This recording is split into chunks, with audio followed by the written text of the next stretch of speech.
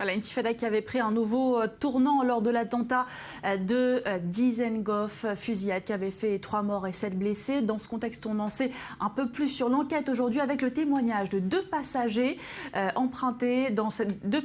autobus emprunté par le terroriste pour regagner son village. Des témoignages qui ont été rendus publics, tout comme des vidéos filmées par le terroriste peu avant son passage à l'acte. Cyril Amar. C'est un témoignage glaçant. Il est 15h, vendredi 1er janvier. Nachat Melchem, le tireur fou de Tel Aviv, vient d'abattre 3 Israéliens.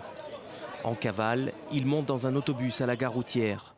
Direction Harara, son village natal qui lui servira de sanctuaire.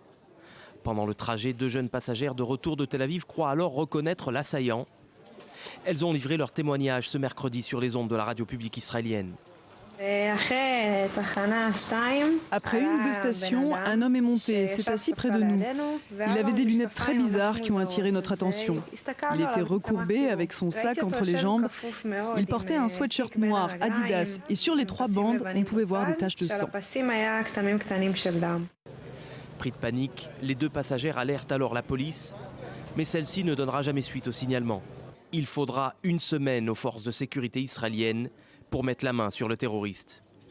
Ces vidéos retrouvées sur son téléphone portable et rendues publiques par les services de sécurité intérieure, on découvre un homme au comportement excentrique sous l'emprise de stupéfiants, filmant ses diatribes contre ceux qu'il considère comme les ennemis de l'islam.